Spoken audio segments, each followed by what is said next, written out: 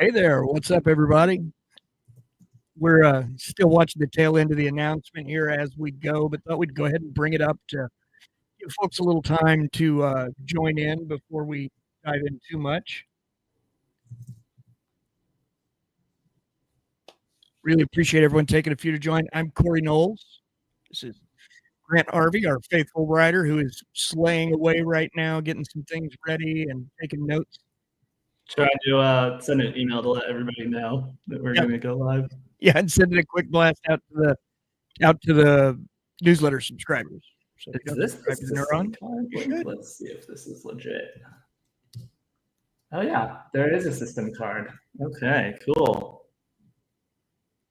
Feel free to comment with any thoughts and stuff as you go, because we'd love for this to be super interactive. You know, if you have ideas, prompts you want to run, we can. We're absolutely glad to squeeze them in as we go, assuming we're able to get it up and running fast, obviously, because it's not available yet. What's up, Andy? Max Velocity, hello. How y'all doing today? Max Velocity, I love that. I love that. That's a great name. We're going max velocity today, bro. Right? This week, man. Jeez. I know. When is Google going to launch their thing? Probably 45 minutes from now. I'm surprised they didn't this morning ahead of them, actually. Yeah, I was really. OpenAI's done that a couple times. I keep thinking they're going to dish that back one of these days.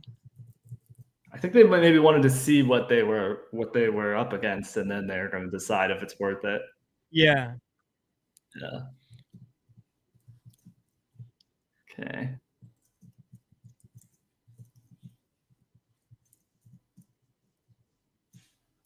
That's pretty sick. 3D Castle.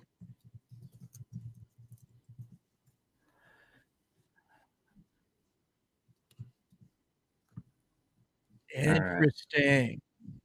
So far, this is looking pretty impressive, and we can't wait to dive in and ask it to do all types of ridiculous things. Let's see.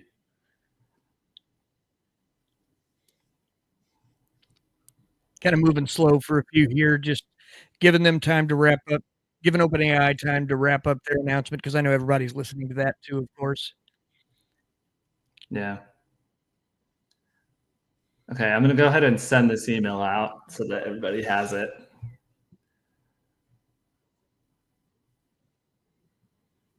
Ella, what's up? Great to see you in here.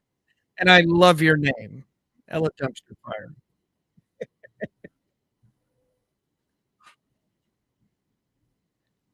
Oh. Is everything looking and sounding okay? Can you see us, hear us well?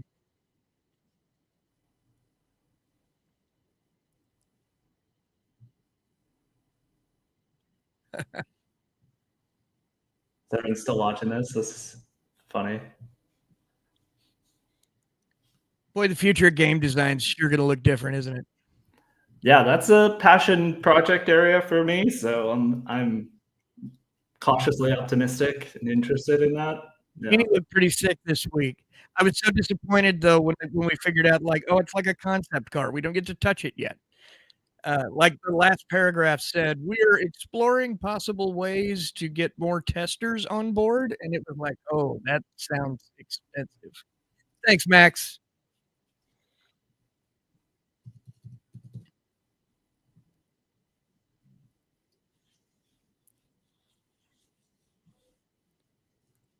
Interesting.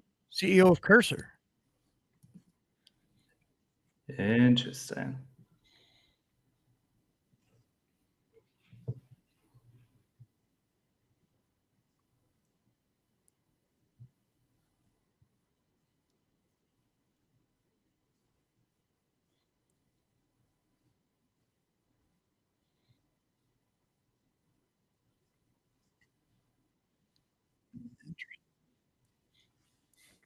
We're going to try to, Max. We'll see what happens.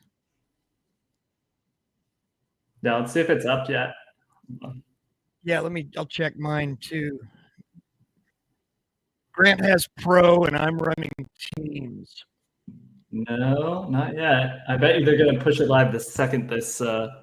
The second this video goes off, at which point it will be inaccessible for an unknown amount of time. The other day, trying to get the open source models to run was a nightmare. I'd hit a button and it was like it was having a stroke. It kind of turned out a lot like video game patch day.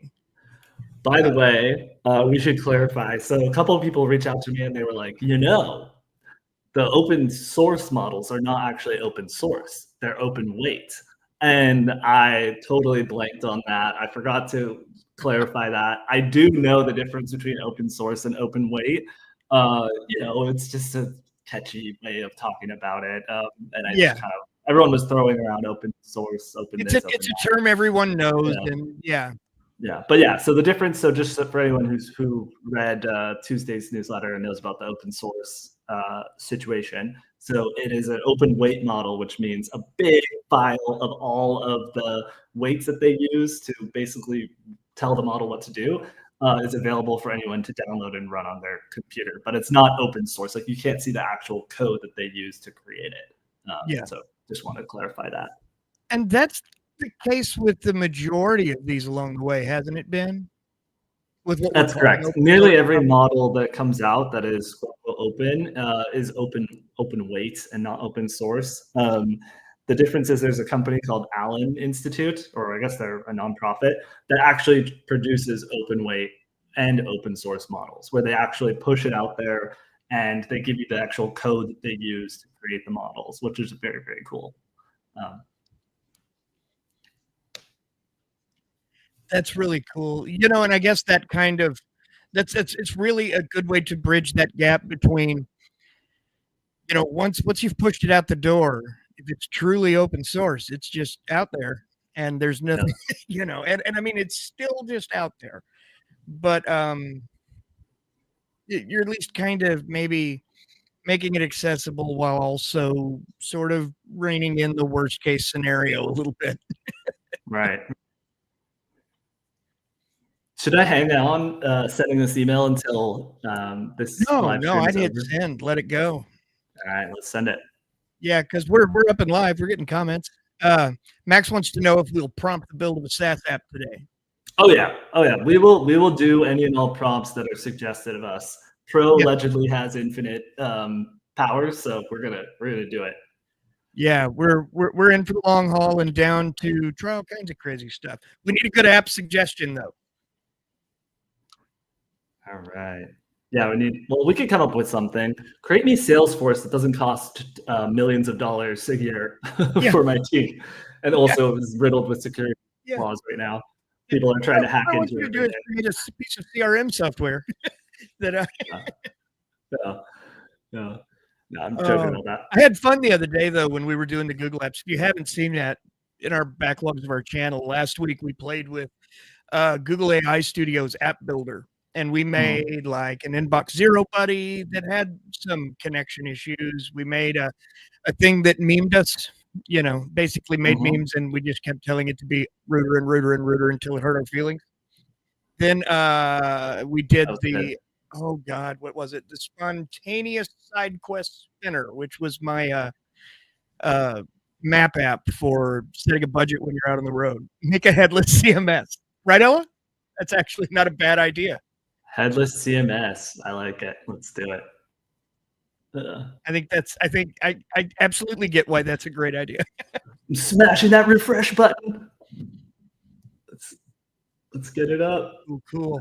So far, I'm pretty impressed. I think one of the big takeaways here is the big cut in hallucinations.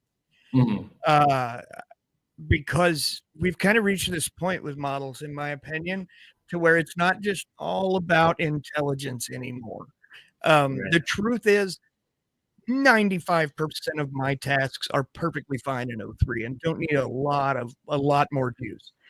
I mean, I'll take more juice. I'm excited to have it, and I'm certain it will continue to improve and get better, but we're more like polishing the edges now instead of crafting the beast. So I think the ability to trust a model is going to become increasingly important with more agents going out, with more hey, I'm down, Bronson. I think a stand-up comedy set is exactly what we should have it do, and we'll make it tell us some jokes later and see if it's got any better at humor. That's the ultimate test, for real. But yeah, I feel like we've crossed this point where it's like, okay, well, even the biggest of intelligence leaps for Would the you say that? average person isn't going to have as much use, maybe, at least on the Would short you, term. would you say that it's less about like pure raw intelligence and more about applied intelligence? Like, I how think does it that's a good way to actually? put it, actually. How Like, does it I want to use the know if we're intelligence building that it apps. For has? instance, we're building agents like crazy at TA, our parent company, right now for all kinds of different tasks, and it's really awesome. Uh, the more we can trust what they do, the more valuable they are to us. Is the truth of the matter. And right now they're good, but they can get better. There's always room to improvement. Your version was almost definitely funnier. I mean, first of all, your name is Ella Dumpster Fire, so you've Yeah, already got some juice right there. that's right. But yeah, there's no way that ChatGPT can out comedy a human at this point. I'll tell you what, it can dad joke like a champ, though. Yeah, One thing I love cringe humor doing is is feeding it probably riddles. number one at. Yeah, Yeah, it's probably number one at the old dad joke. I old school text adventure in the style of Scott Adams or I love it. Infocom. 100%, we're doing that the Yeah, second it's up. here Yeah, let's jot these down in our notes. We're sharing a note sheet so we can keep a list of ideas. let's do it. So that way, as soon as we get access, I'm gonna put in stand up. We're doing stand up comedy routine. We're doing headless CMS. What was the SaaS? Was there a specific SaaS idea? Let's do that. that may be the SaaS idea. Actually, Okay. I think that's a good starting point at least. SaaS idea. All right. Wait, what's going on? Builds an Go old down. school text adventure. Oh, I clicked off the tab. Nice. We're up to 30 viewers. Glad to see some people on here. For anyone who hasn't been on for the last little bit, we're Corey and Grant from the Neuron AI newsletter. It's great to see you. We're just excited like everybody else watching the new announcement. We've been begging for GPT-5 since the day GPT-4 dropped. And When GPT-6. When GPT-6. Oh, that's a great new model. When's GPT-6? That's what we should have named the video, Grant. Where's GPT-6? Yeah. Literally. But a lot of promising stuff here. Kind of what we're going to do is unpack the announcement and kind of talk through some of these changes and new tools, new odds and ends we're going to have access to that I think will be huge. And I see we've got a lot of folks coming on right now. Yeah, the email just went out, so that's probably why. Thanks for the kind words, guys. This is pretty cool, and I can't wait to touch it. Is the truth. Yeah, we just need them to end their live stream. They're talking about its implications for legal and finance right now. Just yeah, the last few minutes of these live streams are always a little. All right, Andy, we got you. We'll give you a run through of what we know here in just another minute or two. Kind of waiting for them to still wrap up their announcement because they're still talking. Right. But like Grant said about finance and law, the last few minutes sometimes get a little dry. I'll give you two previews. So one of the things that they talked about was health, that they've really prioritized this for working with healthcare uses. So like if you have, information from your doctors that you want a second opinion on, if you're trying to process a lot of health data that's given to you and, one of your tests that comes back, they've really prioritized making that it as useful as possible for that use case. And they've tried to limit hallucinations as much as possible. Now we're going to put that to the test. We're going to see if we can get it to hallucinate. Corey, I don't know if you saw this, but the first official launch of a ChatGPT 5 chat that we saw had a hallucination in it because it thought that the TV show Devs was about AI. But I've never seen the TV show Devs, and I also thought it was about AI. So I was like, yeah, that makes sense. Like, one of the fun things about writing daily, having a daily newsletter and trying to do these things and be fast is that, sometimes you miss the mark, you mess up a little bit, but we try to own it. I feel like as long as we own when we miss the ball, I think, hallucination should be strictly be a human activity. Yeah, well, it's interesting because there's a couple ways you can look at hallucinations. You could look at it as this fundamentally unsolvable problem.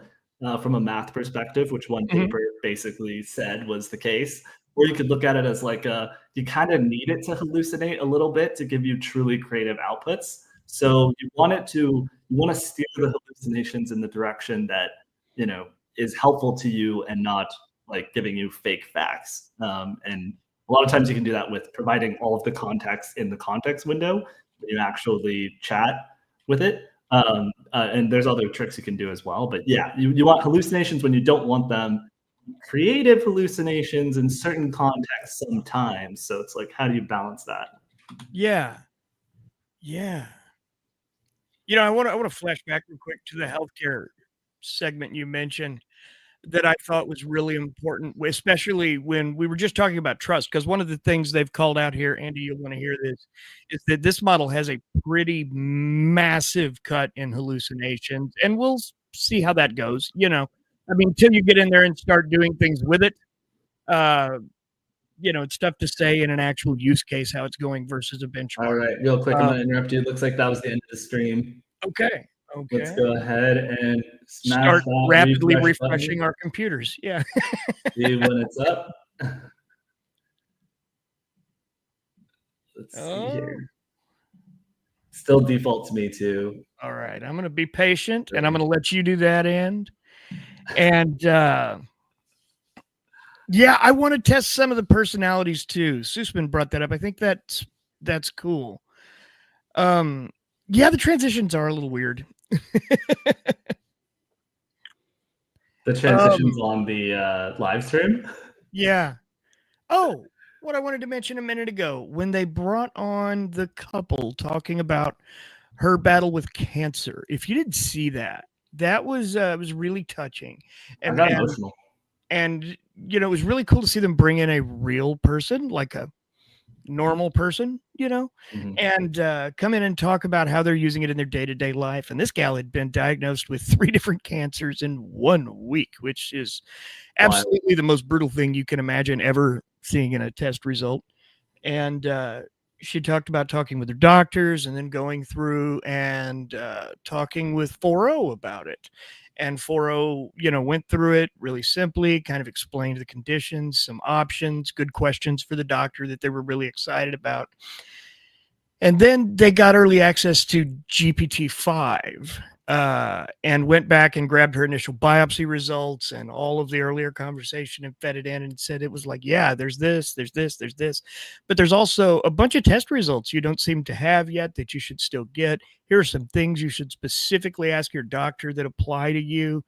And it was a really touching story. And I think healthcare is an area where this could have such a huge impact in the long term, because one of the things is that humans hallucinate too, and I think we forget that when talking about hallucinations. Like, there's this idea, this grandiose idea that we humans are perfect, and that's what we're comparing this to. Is like, oh, it makes errors. Like, yeah, it makes errors, but we make lots of errors constantly. It's just a thing that happens. We do it every day.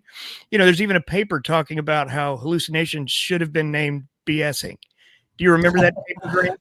I don't remember that one, but I agree with that. That's funny. Well, and it was basing it on the idea that essentially what's happening is when it gets to a subject it doesn't know, it doesn't just shut up, it just kind of keeps talking. And the truth is that's what I'm doing right now, and to some extent, I'm just kidding. But you know what you're talking about. Calm down. That's funny. By the way, folks, we are smashing that what's it actually called? Try and ChatGPT button, and we're waiting until it pops up for us. But now that the live stream is over, Corey, do we want to kind of just go through the announcements, what was said, just generally answer questions in the chat? What are you thinking? I think that's a good idea. Let me check through the chat real quick, see if we've missed anything. The line between novel ideas and hallucinations is a blurry one. Mm-hmm. Yeah, that's kind of what I was getting at earlier. I like that. That's a good comment.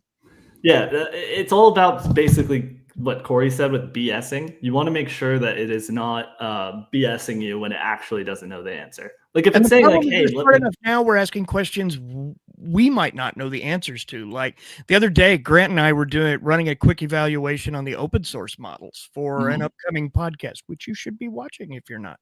And one of the things we got into is I was like, well, yeah, that's a bunch of code. Okay, specifically, it was calling a IBM quantum computing like library of code. So, we're Full called the disclosure, Neuron. We're it was not not. that. We We are not really were quantum trying to physicists. stretch it. This wasn't this wasn't the kind of thing like that would be tip of the tongue for sure. And but it was fun, and it was a good chance to kind of put it through its paces a little bit, and it did a lot of things really well. But as a result, there are these questions we're trying to ask it sometimes now that it's a little iffy to evaluate the answers of in some cases. Mm-hmm. Oh, let's see here. Suspend71, I'd love for you to test some of the new personalities they have for GPT-5, especially the nerd one. And that is high on our list as nerds. It is not available yet. It's supposed to be available today. They haven't pushed it live yet. I have a pro account. Corey has a Teams account. We're going to test both of them to see who gets on first. And we'll let everyone know the second that it's actually up and running. For everyone who has not watched the live stream, though, we can give you a quick rundown of our impressions of it. Corey, generally speaking, what is your impression from what you've seen? I think what we're looking at is the first time where a model where it's a lot about refining and less about a giant intelligence boost. Like, I mean, it looks like there's a significant intelligence boost, but I do think Justin Asfor in the comment says it's available in Playground now. Ooh, okay. If you want to go play on the the back end. And lol. Yeah, that's really all I got to say. Whoops. Playground, and OpenAI Playground. Let's go. We'll see how it goes. I feel good about it. I think it's an impressive step forward. I think what they've done is really go through and kind of fine tune some of these details out that are the minor nuisances with what we've been dealing with in models that are already really smart. Like O3 is my daily go-to right now. And it's really good, but there are minor nuisances. You do deal with some amount of hallucination. You deal with some amount of it, getting your context wrong, things like that. And, context window size is not a thing that's ever been a big deal to me, thankfully. They did mention that they're bumping it to... That's a big deal for coding and agents. Yes, it's a big deal for coding and agents. And I want to say they said, was it 400? They haven't even dropped the blog post yet that has the specs or model cards. Wait, there we go. Now they have. It was 400. At least in the Playground, it was 400. I think it might be for the regular user, or sorry, in the API, it's 400,000. For the regular user, I think it's 250. 256. 256, yeah. Yeah. Which is, to be clear, you can cram a novel in 256,000 tokens. Yeah. Like it's roughly, 220, 180, 220 words, something like that. Really? Yeah. And, your average novel, if you're looking at a 300, 400 page novel, you're talking sub 100,000 words, I want to say. So, you can cram plenty in that amount of space. But where it's probably really big is we were talking with one of our friends who works in SEO today, where he's pulling down these massive reports with lots and lots of data that are really large, and he needs the large context window. It makes a big difference for him. Let's see here. Catch up with the chat while you're popping in there. It's not letting me log in, which is annoying. Okay. Verify your identity. I did that.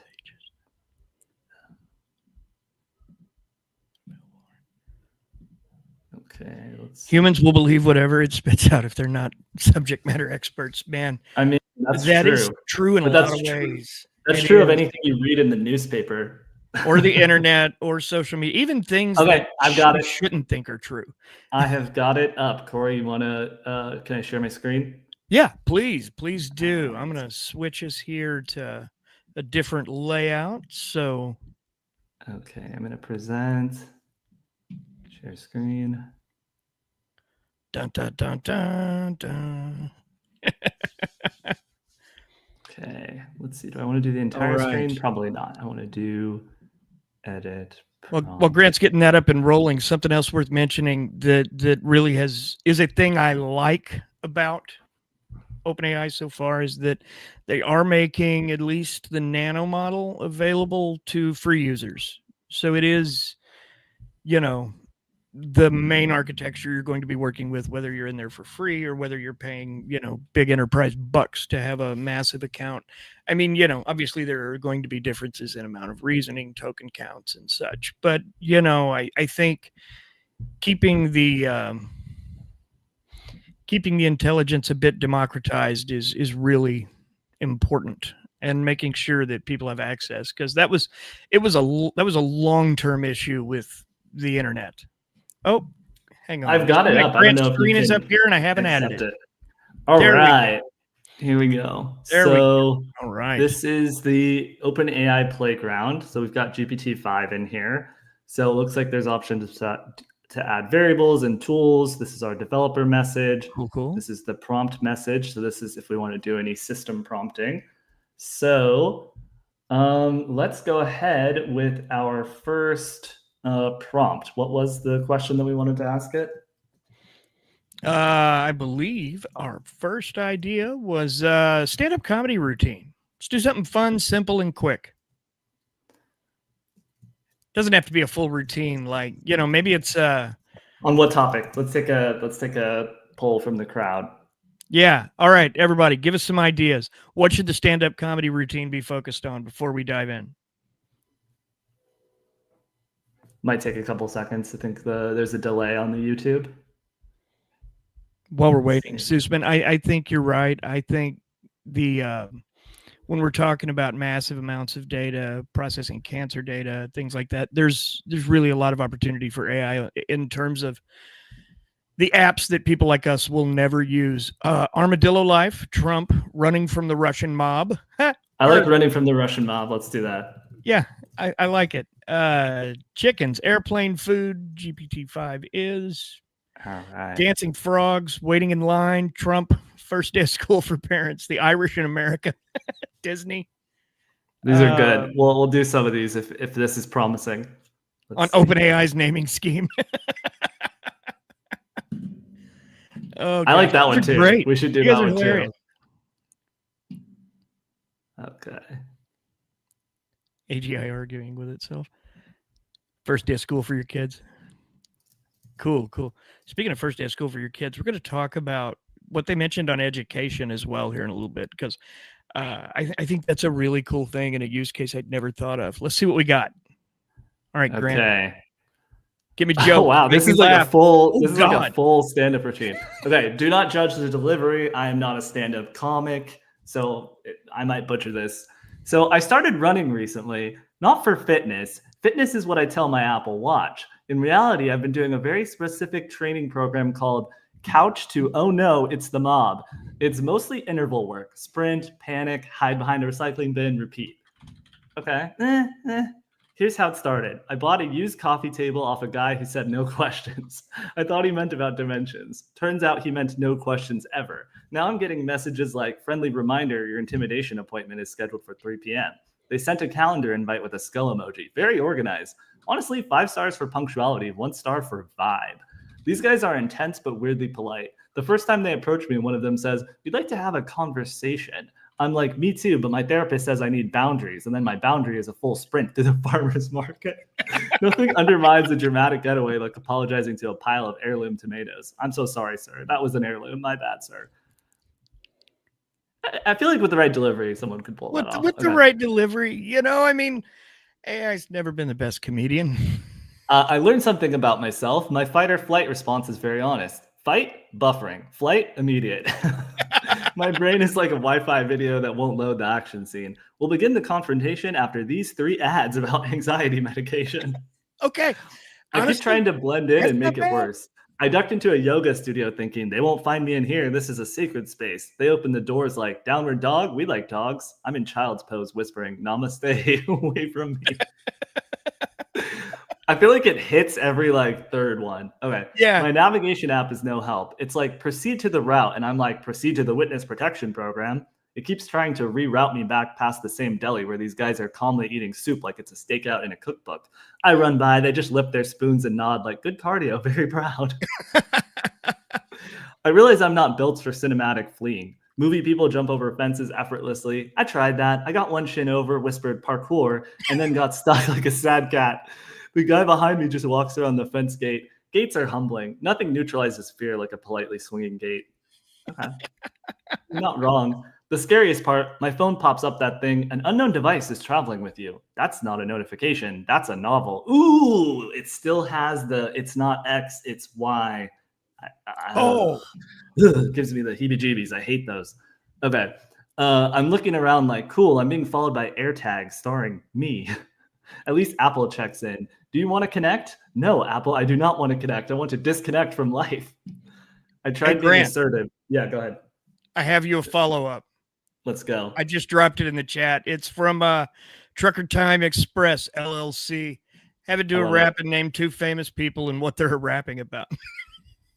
So what did you say? It's a rap. Give me a rap between 2 famous people and what and wait, let's say give me a all right. Funny, hilarious rap or let's give it a qualifier there. Hilarious rap battle. Okay. Yes, hilarious rap battle between 2 famous people. Let it pick them. You pick. Make it a hilarious. Make it a crazy pairing. And make it a crazy pairing. Yeah. Please and thank you. Hey, thanks, Max. It was good to see you, man. I mean, I say see you. I don't see you, but thanks for joining. We appreciate it. All right, let's do it. So I'm going to refresh this, and then we will go ahead and try this. All right. All right, here we go. All right. I'm going to go ahead and... So are you adjusting? Are we in full GPT-5? Do we have access to mini, nano, etc.? Yes, they're all here. They're all in the playground at the moment. Okay. Yeah. And GPT-5 chat is the one that is, like they said, for enterprise applications and stuff. GPT-5 chat latest. Martin Luther King and Superman. Ouch. I have no idea how that would go. It'll certainly be interesting. Yeah. Reading through the comments as we go. These are great. I really appreciate everyone being active in here. We're having a lot of fun. For those of you who've joined a little later, I'm Corey. This is Grant, and we're from the Neuron AI newsletter and podcast, and basically everywhere else we can stick our shining mugs. And we wanted to come on because we're excited. And every time a new model drops, we wind up hopping on a call and kind of going through this. Okay, what can it do? What do we write about? What do we talk about? And this was like, this is a big one. Yes, it is available to free users. It is not out for free users yet, but it is available to them. It will be available. Yeah, it may not be there yet, but it will be. Which is super awesome. And I don't know anything about regional restrictions yet. They may have mentioned it, but I don't recall offhand. You can assume Europe is not getting access to this right away. Yeah, Europe's always on hold. Poor people. Let's put it that way. All right, so give me a hilarious rap battle between 2 famous people you pick and make it a crazy pairing, please and thank you. We have here, host, 2 worlds collide in the tidiest brawl. It's the scold of the stove versus queen of the hall. Aprons on, bins out, make some noise. Gordon Ramsay versus Marie Kondo deploy. Wow, what an interesting pairing. Okay. I don't know if I want to act this out. Yeah, that's fair. That's fair. It's worth reading though. Oi, welcome to Hell's Kitchen. Wipe those tears with a dishcloth. Your bars are like, I know a guy who we could make come rap this for us. And if we thought ahead, I'd have brought him in, but he'd have said, bars are like legal salads, sad, soggy, and rinse off. I season every syllable, pepper, punch, time, sorry. You fold shirts, I fold chefs when their risotto's gone wrong. You ask spark joy while I spark up the burners. Your closest, the only place. Oh, sorry, your closet's the only place you ever roast slow learners. Mise en place, militant, everything in line. You tidy the sock drawer, I tidy up your rhyme. Okay, let's see what Marie Kondo's got. Hello, Gordon. Thank you for your heat and your fury, but chaos in your cadence sparks a tidying flurry. I fold up your insults, store them vertical, sleek. Your flows like your raw lamb needs 2 more weeks. Oh, ouch! I greet each verse gently, then thank it release, while you season with shouting and garnish with grease. Kimono category, all your random noise. This is getting into slop territory. I've been bagged the bluster. Keep the words that spark joy. Okay. Spark joy? Mate, I spark pans and clap lids. Your bars are undercooked. Send them back to the fridge.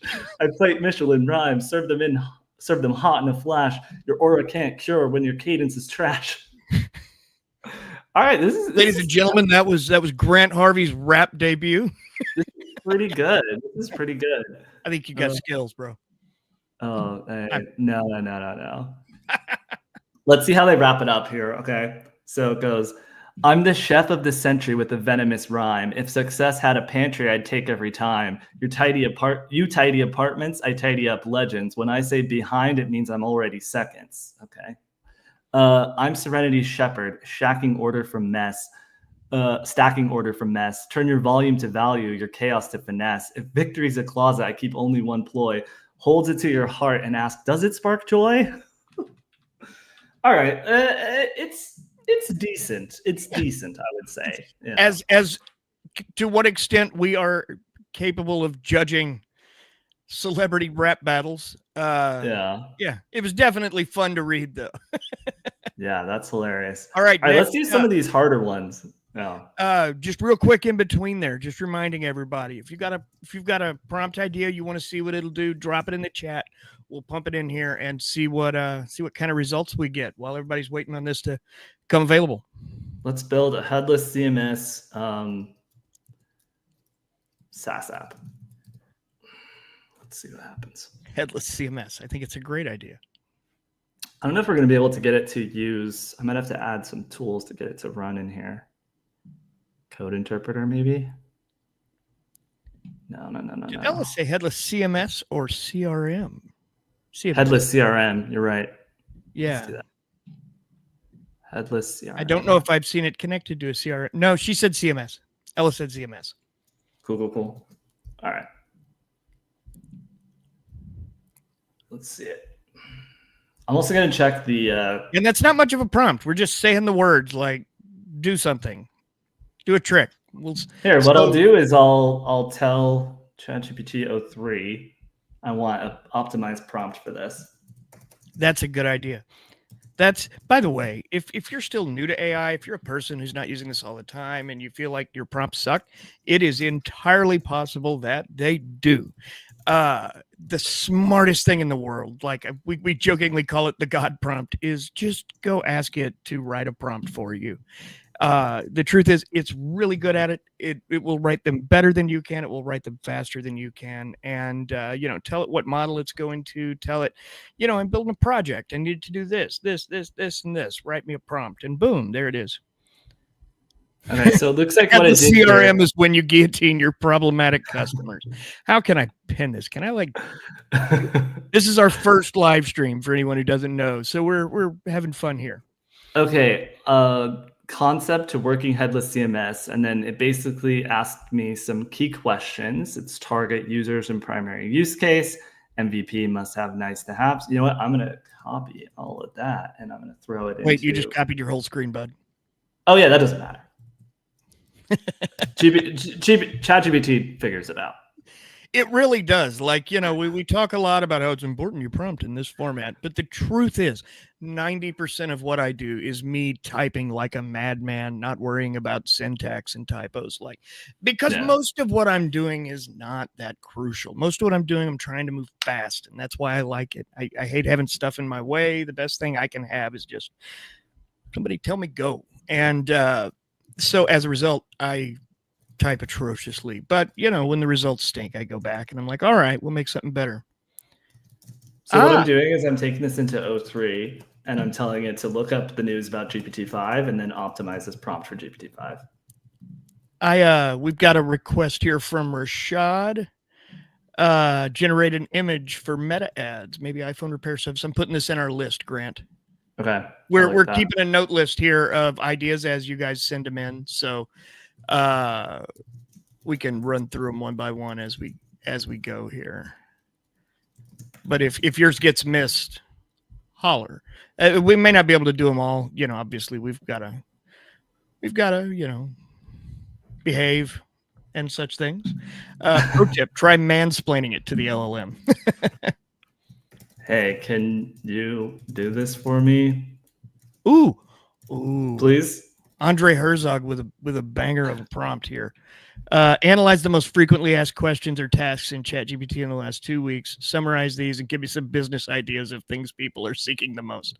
So the problem with that is that's like a hallucination vacuum, right? Like how do you know that it has access to look at all of the previous chats? And it probably does not.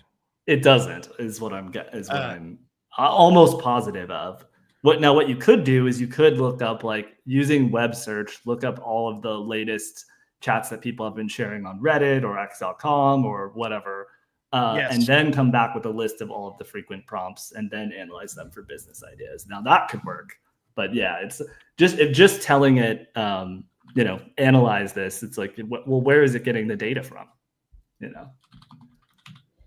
Yeah, and that's a good question. Yeah, and there's a variety of ways you could do it. You could give it, a Google trending report. You could have it, scour a variety of things, I think. We'll run some variants of this, though, here in a few. Okay, so I have a developer message. So we're going to put that in here. Atlas CMS architect, a world-class full-stack engineer. Wow, Atlas. What a great name. It's funny is it doesn't let me add user messages. Let me, I'm going to open a new window to do this. Okay. Please forgive me. I'm going to need a drink every now and then. This is the most I talk in a month. So, okay. Here it's got the code. Looks like it's written the code here. Cool. Is it doing it in a terminal window of sorts, or is it just blasting it in the chat there? Yeah, it's just blasting in the chat because we're in the chat terminal here. We could go to audio. That might not be the case. Yeah. We could go to images. We could go to assistants. Let's go to images. What was the image prompt? The image prompt. Generate an image for meta ads, maybe iPhone repair services. I've got these in our doc. I've been dropping them if you want to just even copy paste if you like. It looks like I have to verify something. I've not done this. Let me stop sharing my screen for a second and figure this out. Oh, that may be a nuisance. Well, hold on.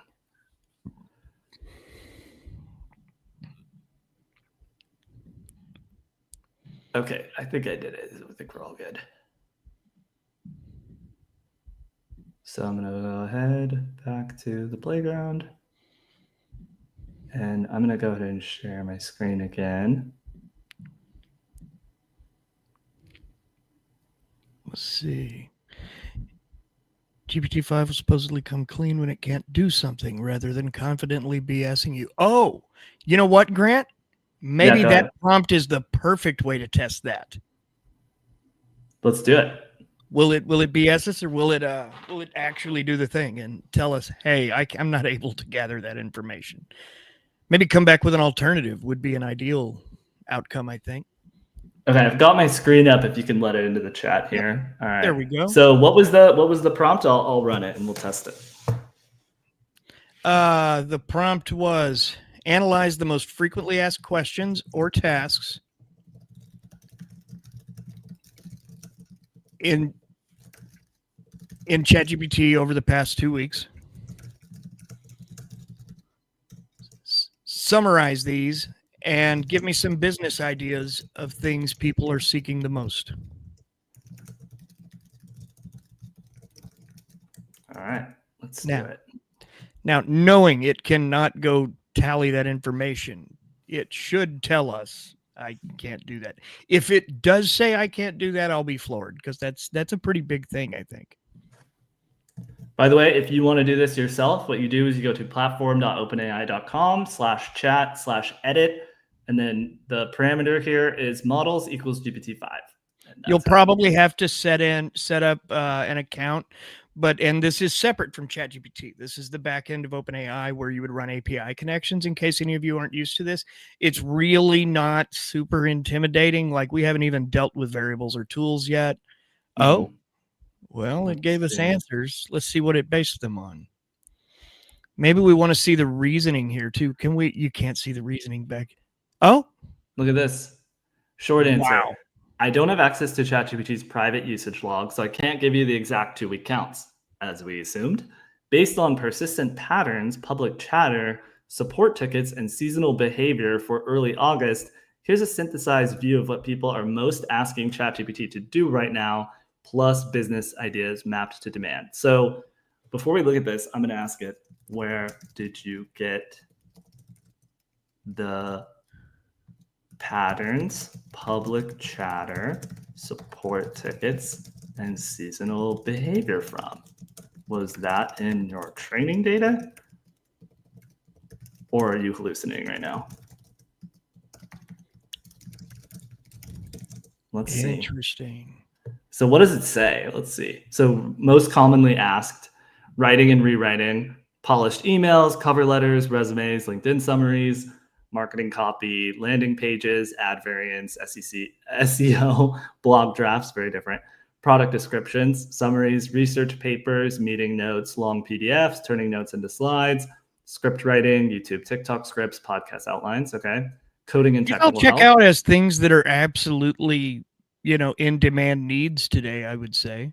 Yeah, no, I would say it's accurate. I would not say that it's time accurate, if that makes sense. Like these Yeah. are more like evergreen topics as opposed to anything that's trending right now. Correct. So let's see what its answer was, because this is a lot of interesting info. Let's see. Short answer: Yeah, not some of this we'll hallucinating, unpack later.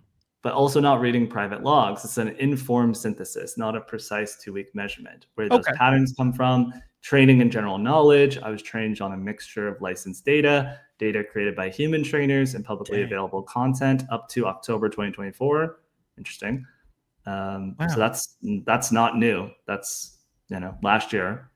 Public chatter. Think public venues like Reddit, NX Hacker News, public product hunt, YouTube creators, newsletters, and blog posts. Support tickets. I meant publicly viewable support forums, Stack Overflow tags, GitHub issues, vendor community forums, and then seasonal behavior, well-known calendar cycles, back to school, lesson planning, fall recruiting. Okay, interesting.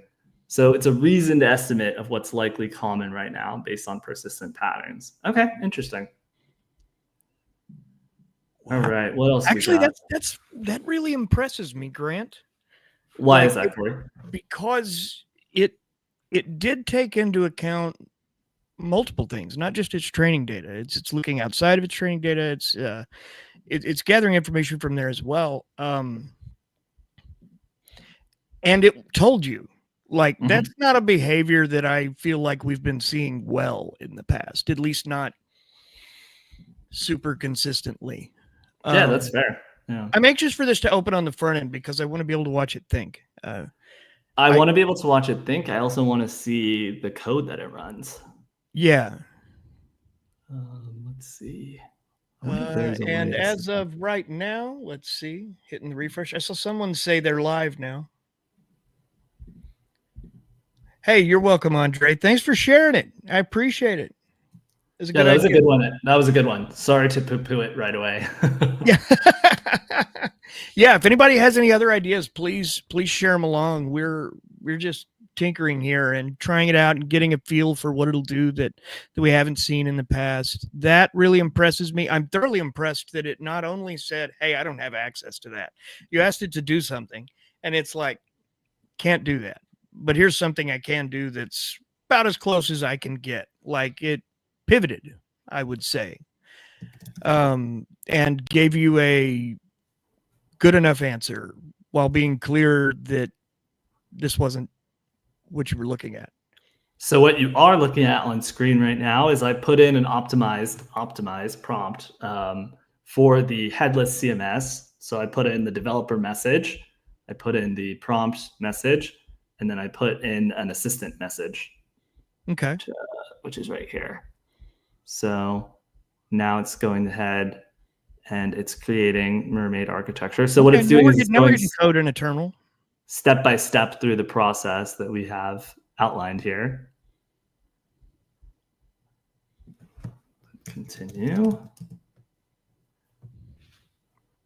It's here adhering to this pretty complicated prompt well, which is good. That is interesting. All right. So far, I'm impressed with what I'm seeing. Like, I feel like, ooh, yeah, that would be fun. Seabarker Photo has asked, would a prompt asking why it's superior to 4.0 be fun? I think that's a good idea. Let's do Uh, it. I also like the idea. I'm going to add one in here. I want to do in a few minutes. Kind of riffing on what they did in the demo was, you know, write a eulogy for the models before you. Yeah, that's a good one. I liked that. So this is just so everyone's clear while we're waiting for this. So this is the ChatGPT GPT-5 landing page. So this is how they're marketing it, positioning it. They say the best responses every time. It's now designed to think deeply when you need it. It's Mhm. great at coding. It tackles complex end-to-end tasks and delivers more readily usable code. It's an expressive writing partner. All right, so create cleaner, more compelling messaging for everything from stories to speeches. More useful health answers, our best model yet for health related questions, providing more precise and reliable responses, acting as more of a proactive thought partner. So, the way they described that in the live demo was basically understanding the question behind the question and trying to really understand where you're coming from as the individual who's trying to understand their health data that you're sharing with it. I will caveat that with still to this point, there is no special protection for health data that you put into ChatGPT, nor is there special protection for any legal information you put in there or any financial information like there would be if you were dealing with an actual licensed Yeah. professional. So that's something that needs to get resolved by world governments, let alone these companies. So we should keep that. We have just a little heads up. We interviewed Navrina Singh from Credo AI earlier this week, and that'll be coming out later next week for the end of next week's podcast. And in there, that's a thing we had a lot of talk about the need for HIPAA compliance, explainable AI, that is going to be really key in places where pinpoint accuracy matters, dealing with and where PII has to be used at the model level for it to do the thing. So you're going to be looking at like HIPAA compliant models at some point. Someone had a really interesting take. I think it was David Friedberg on the All In podcast. He was basically saying, why don't we make it possible for these models to get licensed? Like if Yeah. a model can prove that it, can pass the bar, for example, like and become a lawyer, then why couldn't it have a legal license and be protected in the same way? Which is a very interesting idea. Yeah, and I think honestly, we're within. I'm going to say, and I'll say this. I've not said this publicly before, but I think we're within 2 to 3 years of a point where that's what you want doing some of that vital work for you. When we start getting into a point where we're talking about, much higher intelligence levels, more explainable, more accountable AI that you can really trust, there's going to be a point where our kids are going to look back and be like, you let a human read your MRI? Why would you do that? That's a thing in our future. Yeah. So there's three models here. So there's GPT-5, then there's GPT-5 Mini, and then GPT-5 Nano. And the way that you would trigger these, so they said in the API, is that you do it with the reasoning level. And I think minimal was the phrase that they talked about. I'm gonna actually look and see if we can pull up the information on that. But We got a World of Warcraft prompt, Grant. Justin let's Dye run came it. through with a banger. I'm dropping it in the sheet for you now. Awesome. What was some of the other ones that we They got drop too? in white text, so I have to go in and change it as we're going. So I appreciate everyone's patience today with us. It's our first time doing it live, and we're just having a lot of fun. Yeah, Grant, this is great. Let's see. Let's go ahead, try and ChatGPT. I really want to try and get it. That's a good point, Jackie. Jackie pointed out we were just talking about legal ramifications and things. She mentions that there are ethical rules attorneys have to follow and consequences if they don't. Not to be a boring person here, but just because they can doesn't necessarily mean they should. And I think that's a good call out. There's that's absolutely the difference in can and should is a thing that's coming up a lot these days in a whole lot of fields as we kind of learn to go. GPT-5 is now live in windsurf, according to Damian Rufus. Wow. Heck yeah. And Andre Herzog says we should do this more often. We're absolutely going to do this more often because I'll be honest, this is a lot of fun. Yeah. And, you know, it's a big part of creating the Neuron every day is Grant and I taking a little time to nerd out and determine, you know, what's new, what matters, what's exciting, what's fun. And, you know, we're really trying to, something we do is that, you know, a lot of this is technical and most people, I mean, everybody, us included, I mean, are still relatively new in the AI space, you know. I mean, we've been here, you know, 2.5 years and there are people who were involved before that. But as far as this goes, you know, we were both pretty early on the ChatGPT train. And I really think it's important to make sure this is understandable by everyone because there are, you know, real world impacts going to come from this. You know, there are obviously job implications. There are implications around how we're going to do things with regard to process, with regard to your healthcare. And I think the more informed the average person is, the better off we're going to be. And I think the more you can kind of understand how this works, we really try to keep the language bearable and break down where we can without dumbing it down, if that makes sense. Yeah, none of these prompts are optimized. This is just for fun. Yeah, absolutely. I'm refreshing my ChatGPT. I got it. I've got it in the You got it up? Should we switch to you? Let's switch. Well, I don't know if I can stream and run this simultaneously, but you know what? We're going to find out. You know okay. What? If you have it, I probably have it. Oh, this is interesting. So we're going to use the user's location. We're going to do... If you have it, I'll let you do it. We have ChatGPT 5, ChatGPT Thinking, and I don't have ChatGPT Pro because we have to upgrade to Pro for that. I'm on the Teams account. Grant, however, has a Pro account because you've got to have one if you're going to write about AI every day. And okay, so real quick before I switch over to that, I'm going to run this World of Warcraft one. I added web search in the tools up here so it can use the search because it has a memory, as we just learned, back to October 2024. So that means if you need anything, you know, even remotely past October 2024, and just in general, I just always advise to use web search whenever you need to reference anything timely. That's what I would do there. All right, so let's try this out. So Damian Rivets also says it's in cursor and it's fast. Love it. I'll have to pull mine up. Okay, so I'm going to go back to chat.com. All right. Actually, let's go to ChatGPT. Just to be clear, so you are aware, Justin, I was playing WoW back in vanilla. Grant still plays WoW. Both of my kids play WoW. So we are deep WoW heads. Deep WoW nerds. And Corey pros and how you came in with this makes my day.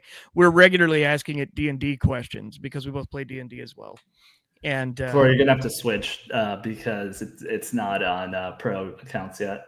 Okay, in that case, I'll come over here to me, and we're gonna ask the WoW question. I will bring my screen up again and give you the answers to some of these. Okay.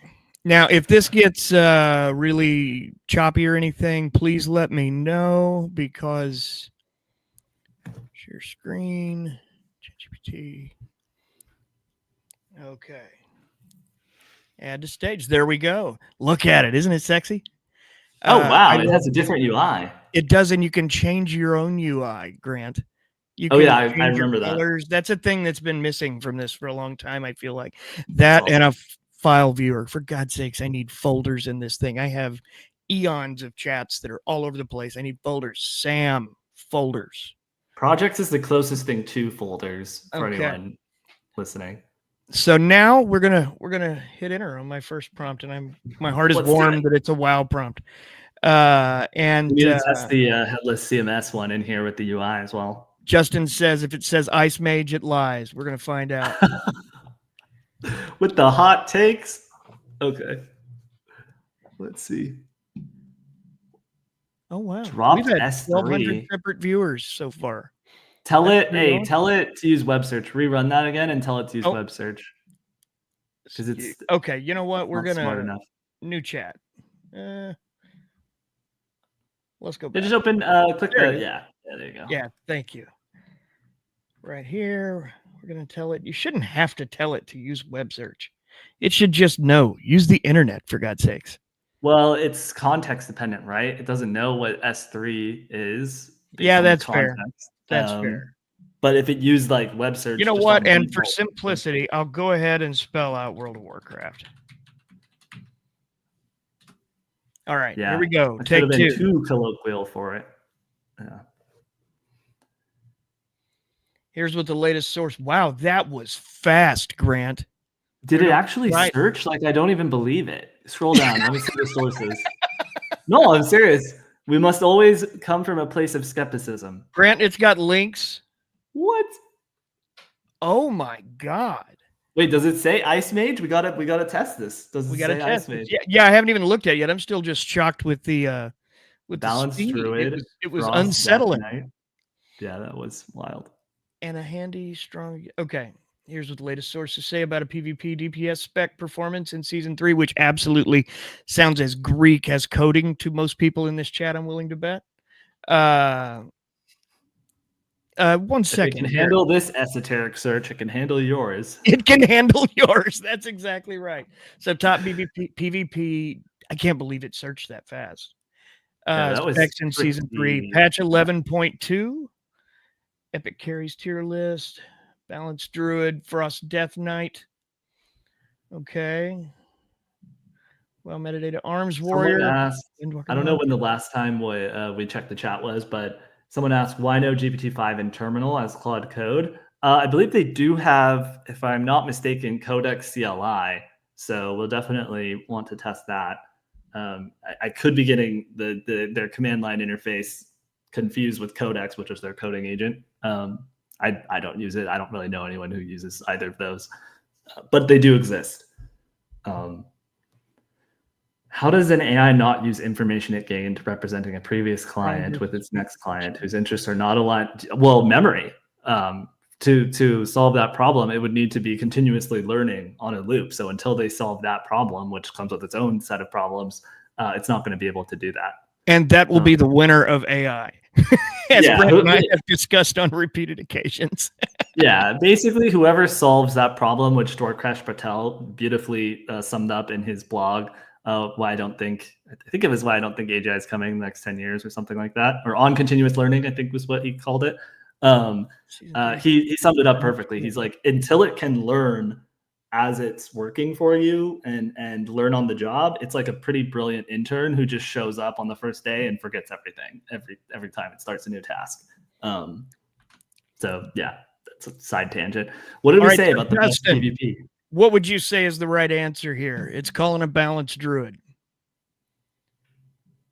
It did not say an ice mage, so yeah, that was the one that he called out specifically. Yeah.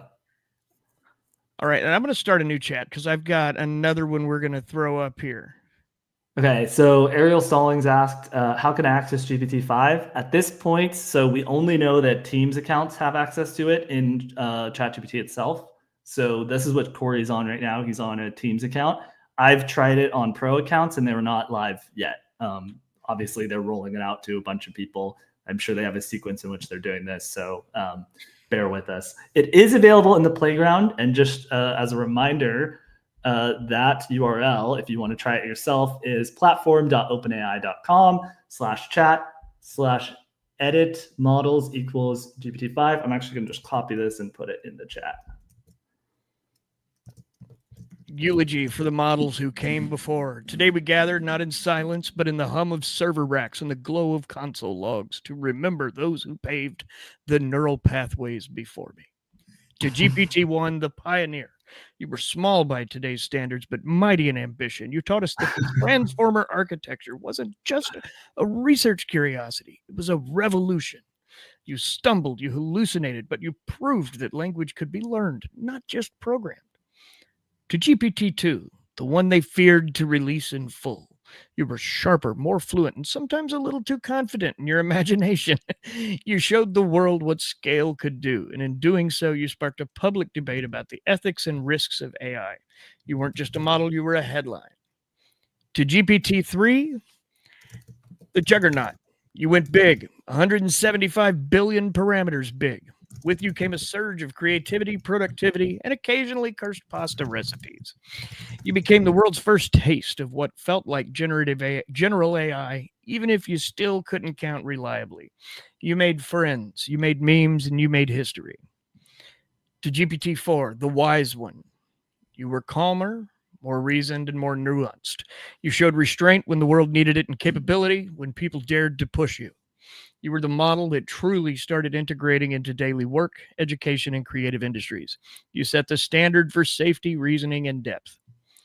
To Corey, all did the you see that? fine-tuned cousins, the experimentals, the closed betas, the quietly retired checkpoints, you taught us lessons that will live in every gradient update I carry forward. Some of you were brilliant, some of you were brittle, but all of you shaped the next iteration. May your weights rest in peace in the cloud archive. Your tokens may have stopped flowing, but your legacy runs through every neuron I fire. Goodbye, my model bros. You trained so I could infer. Yeah, it's pretty good. I mean, you're a writer, Corey. So, like, what do you think of the writing? I think that was really good. Like, I'll call out that there are still a number of M dashes in there, which will absolutely light up some people I know. Looking at you, Yeah. Cal, if you're watching this. However, as you know, an M dash survivor and enthusiast, I don't care. I think this was really good. Like, it tugged at the heartstrings a little bit. It really grasped the impact of what each of those models had. Pulling that context in, I think, is a very cool thing. I really liked that it called GPT-3 the Juggernaut and mentioned cursed pasta recipes. I think that was fun. I think, I said eulogy and it kept it light, but offered some stuff. That's a good question, Ella. I see that, and I'm going to ask it. Well, you'd have to put it into the memory. It would have to be. Would it have to be directly in the memory? It ought to be able to add to memory from the context. Well, how about this? Do we have another writing prompt we can test it with? Okay. You want me to pull mine down and you share, or you want me to drop one in there? No, go ahead. I'll write one while you're working. Let's test, Corey, if you could. Let's test the headless CMS because I want to see the results of that in the actual UI. SaaS idea. Okay. Yeah. Well, I'll tell you what I want to do if we're going to do that. I want to go to a fresh window. Yeah. And we have thinking. Do you think it would be smarter to use core GPT-5 or GPT-5 thinking? I guess thinking. I think maybe you get kicked out, and then once you log back in, you have access to it. Okay. Cool. Oh, never mind. I got lost. Operation timed out. Okay. Let's see. Help me craft a headless CMS. What you should know is that I am not an engineer, a developer. I'm putting a lot of faith here. Help me craft a headless CMS. It's going to ask you a series of questions that can be used to manage content over a series of websites. Let's see what she said, what it says here. Oh, no, I clicked get a quick answer. Why in the world would I have clicked that? Oh. Uh-oh. Try it again. We're going to edit. Once more into the brink, dear friends. See if it... Okay, don't click. I'm so used to clicking there to pull down the... in this context, Andy, headless CMS is an interesting thing. It's used in publishing quite often now. It's very much the new buzzword.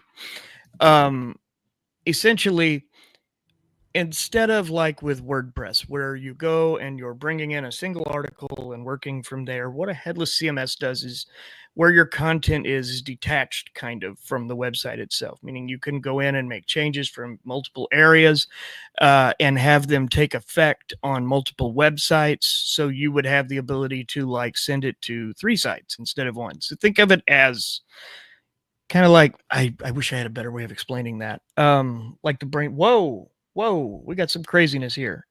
The thinking popped up. I put a full multi-site headless CMS blueprint in the canvas for you. Content model, API design, workflows, infra, SEO, and MVP plan you can actually ship. We can tailor or turn parts of it into tickets. quick question so I can customize. What stack cloud do you prefer? Okay, we'll go with 1. We'll say AWS. 2, for the sake of simplicity, I'm going to say 5 websites. Any localizations and per site theming needs? I don't know. Approvals, legal review, translations. Yes. Articles will need to pass through a human editor.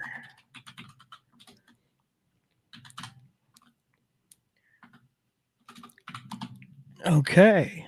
Compliance boxes. GDPR.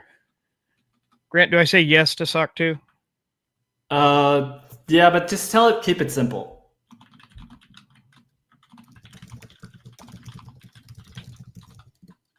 Six. Build versus buy website.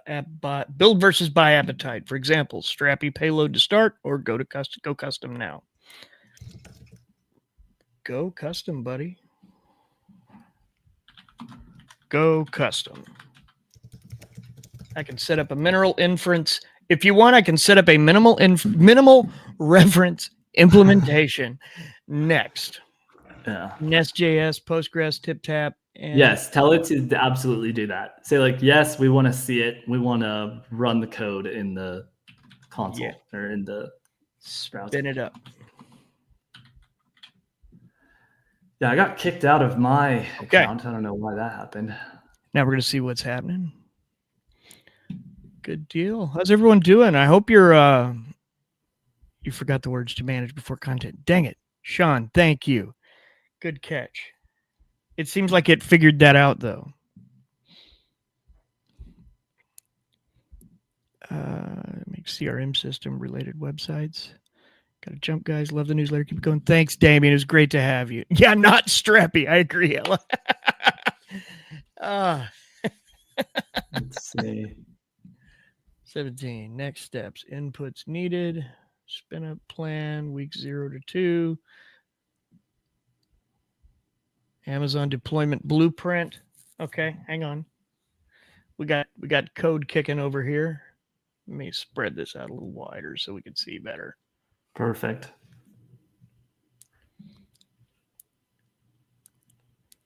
Okay. Whoa. Okay. Bootstrap projects. Install Devs Run API. That's interesting. Grant, what's your take here? You're the one with experience in this world. Scroll up a little bit. Okay. More.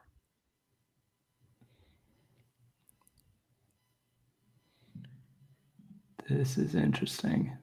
Oh, you could add it to a project. That's cool. That is cool. I wonder if something I want really bad is shareable projects. Grant, I wonder if I send you this link. I'm gonna pop this in your Slack, bud.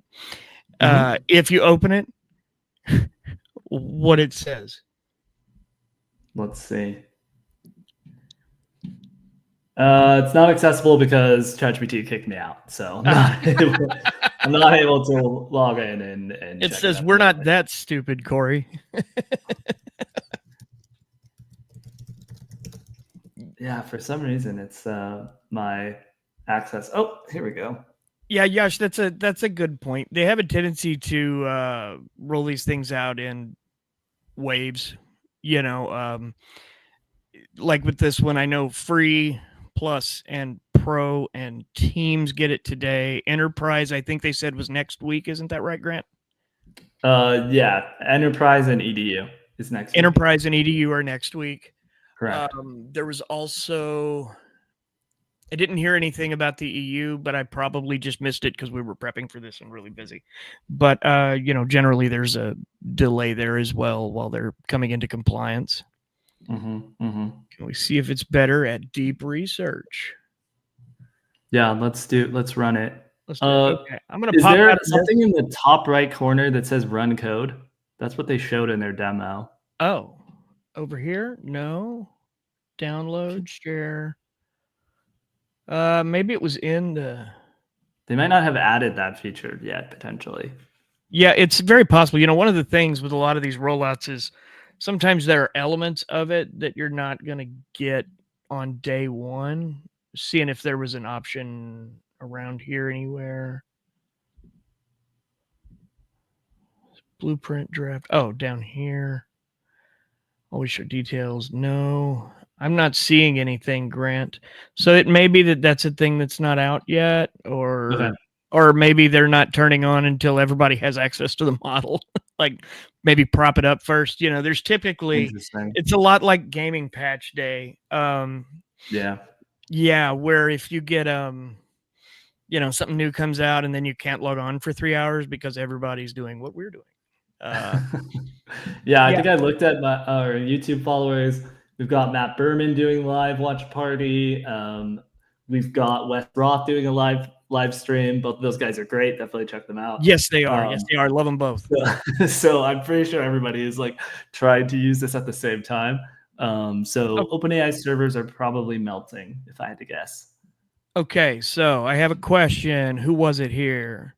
Jim Lacey. Can we see if it's better at deep research? Sure. Give me an idea.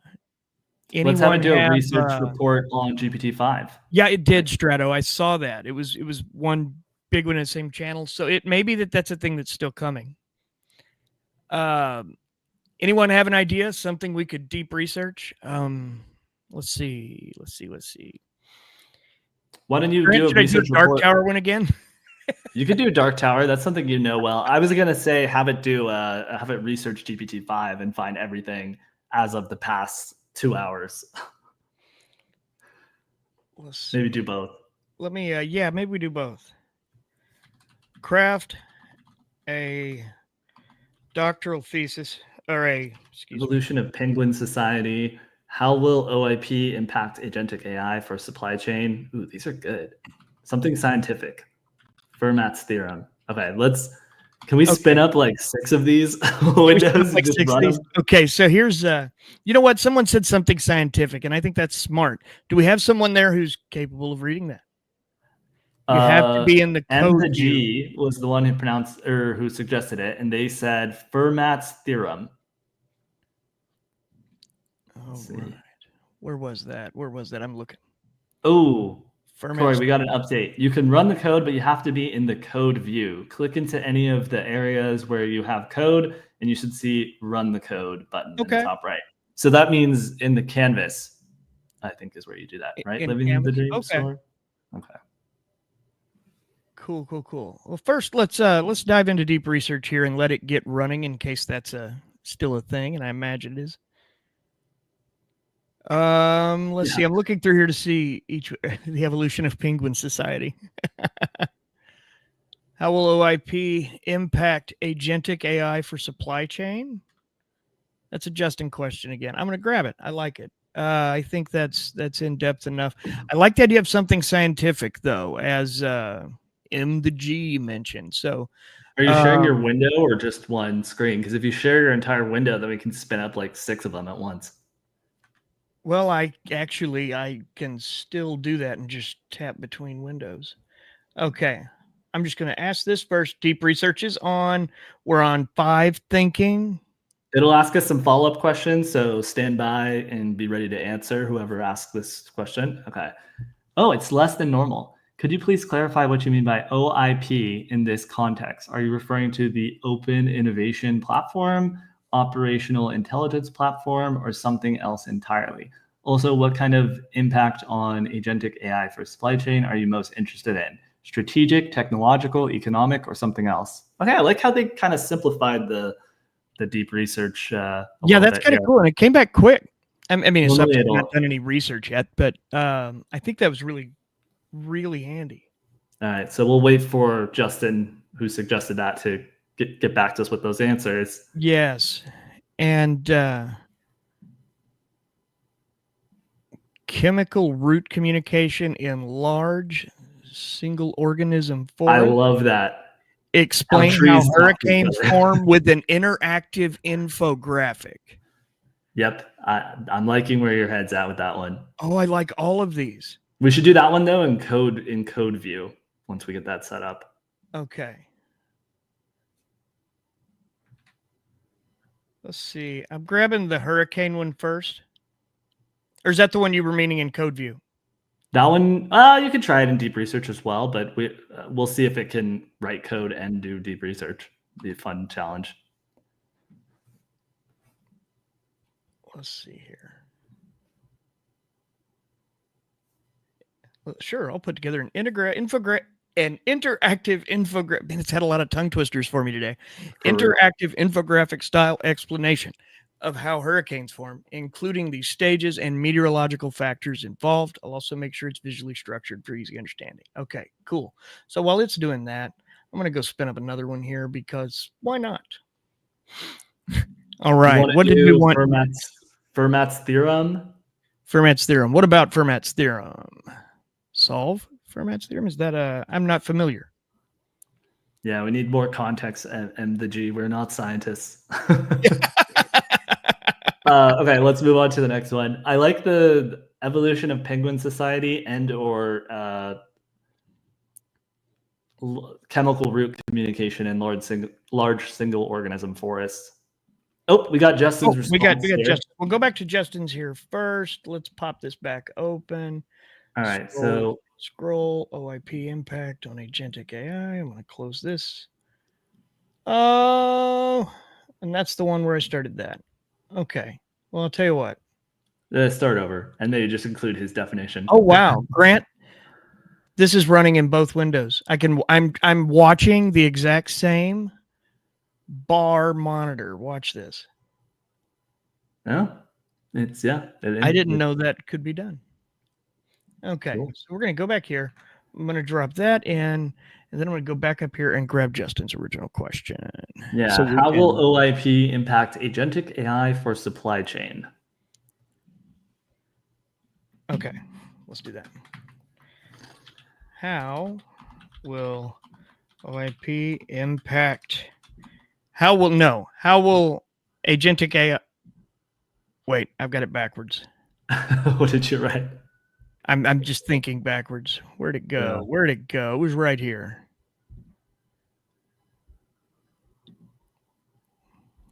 Oh man, come on. Let's see. I think I might be about to be let back into. Here it is. How will OIP? Okay, cool. And he added a qualifier down here too that I missed specifically. All right, Pro accounts have access. If you have a ChatGPT Pro account, go check your chatgpt.com. Yeah. Glad to hear that. Ella, you should have it soon too. It should be available on everyone it works. On all team, I say all Teams plans. I assume it rolls out gradually to everyone, but it may not be at the account level. It may be. I would assume company accounts would probably go on together.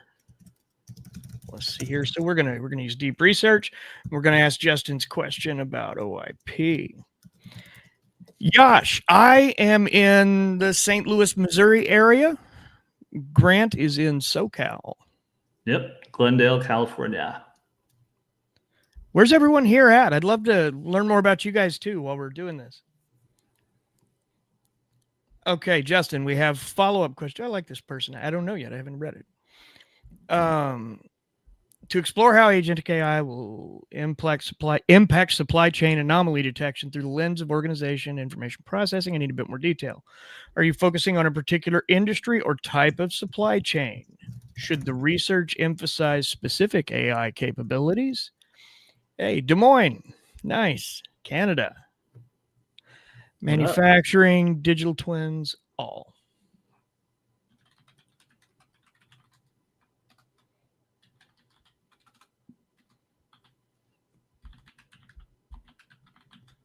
Wow. GPT-5 is writing me a massive prompt for this headless CMS. Oh, wow. Memphis is such a great city. UK, Seattle, India, Sonoma County. Oh, cool. What up, India? Oklahoma. That's awesome. Switzerland, born in Germany. Nashville. Heck, that's where our parent company is headquartered. It is Colombia, South America. That's crazy. Yeah. We're having a lot of fun, if you can't tell. Launch day is always a pretty exciting thing. So let's see. We've got this one doing the research on agentic AI and supply chain. Cool. So we're going to pop back over to this one. Grant, did you have something ready to bring up as well? So I have a prompt for the headless CMS project, but then I had it write me, I guess, a simpler one. I'm going to pass that over to you because you have Pro probably, don't you? I do. So we can do infinite. Well, not infinite, but we can do a lot of requests here. In that case, I just pulled mine back from stage. Yeah. Now we're both up and rolling. We can run some requests. Atlanta. All right. Very cool. I really appreciate everyone being so involved and chatting in here back and forth. This has been an absolute blast, and I hope useful to you as well. It's been fun and useful to us because now when we go back to write a newsletter in a record amount of time at the end of the day today, because we've been doing this, we'll know way more about GPT-5 to say. Yeah, we'll actually be able to tell you what's up. Plus accounts are today, Andy. Plus accounts will have it today. Let me check my Plus account because I also have a personal account. No, but what I should do, you know what? The thing I didn't call out was that I don't remember when I look in here now, Grant, there's only GPT-5. Like at the top in the little drop down, I don't see options for other models. Yeah, that's the idea. That's the whole unified element, isn't it?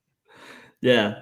That's so there are subtle ways that you can communicate which one you want to use, in addition to it just deciding for you. I think the thing that they said is like, if you really want to force it to think, you can say, think really hard about this or take a long time to think this through. The other thing is you can actually call out the specific tools and or reasoning level. So like you can do like reasoning minimal. Like you just say like, think about this a minimal amount of time and you'll get the fastest one, I think is what they said. So yeah. I have my screen ready to go, by the way, whenever you're... Okay. Yeah, you're good. Oh, I didn't see the button. I have to holler at me if you don't see me. So this is the headless CMS. So I had it optimize this. Cool. So I'm going to make this bigger.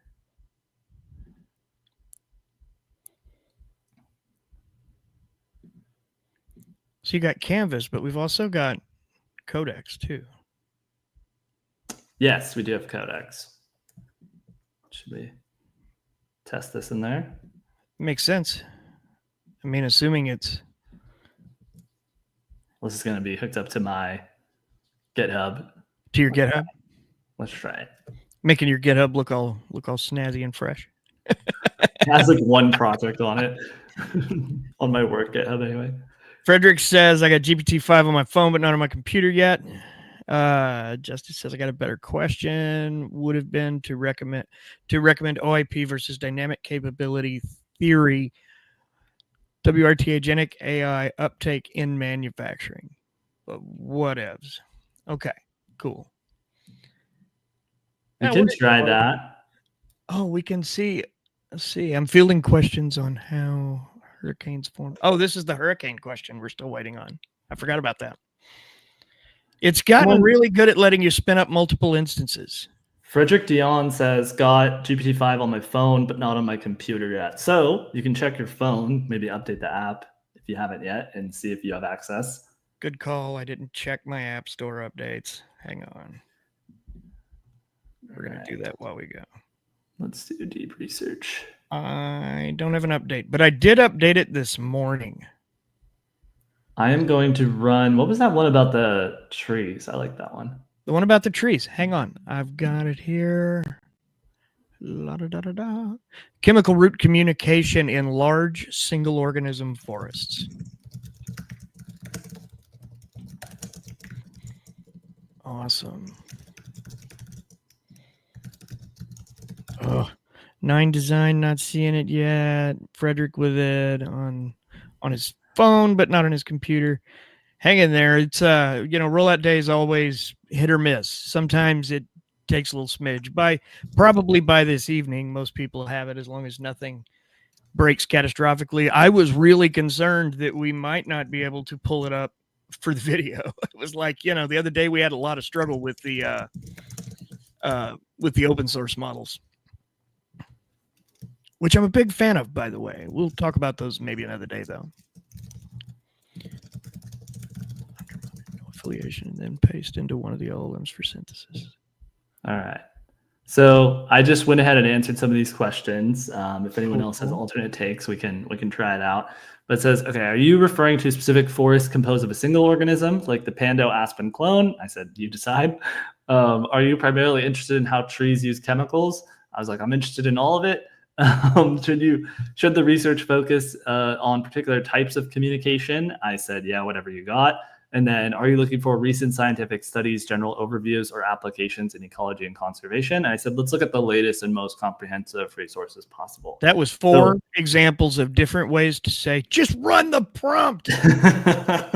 Yeah. So what I'm doing here is I'm testing its natural ability to decide and reason and give me what it thinks I want. I'm not trying to give it any special help. So that's why I'm running it that way. Cool. So, what's interesting? Okay, let's go back to this one. Analysis paused. Why did you pause?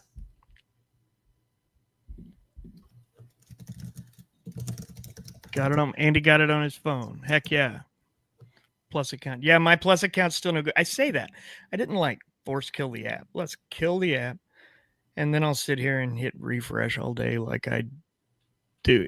One thing that I will say is that since the advent of AI, I have really gotten better about keeping my apps updated on my phone because I'm so concerned that something's going to get updated and I'm going to have it 4 minutes later than someone else. And I just can't have that kind of nonsense. So I tend to multiple times a day go in and see. And if I see, Anthropic's got an update, what's that all about? Or ChatGPT's got an update. Okay. I'm about to give it a different environment. Oh, that's different. Yeah, that's Codex. It's a little complicated. Is it? Well, to me, it's not as easy as Claude Code. Let's put it that way, in my opinion, personal experience. That's fair. That's fair. And I hear a lot of people saying that. And the code crowd really is a big fan of Claude. I used to be as a writer, but I'm less as a writer now. But it's really not anything to do with I think it's less good. I think it's great. The truth of the matter is we're at a point now where they're all pretty great, if we're honest. It's more a matter of I kind of prefer this style, or I just use this every day, and I know how O3 is going to reply to me. All right, so right here we've got recommend OIP versus dynamic capability theory, WRT, agentic AI uptake in manufacturing, whatevs. Here's a quick comparative recommendation. So it gives the core framing of each theory.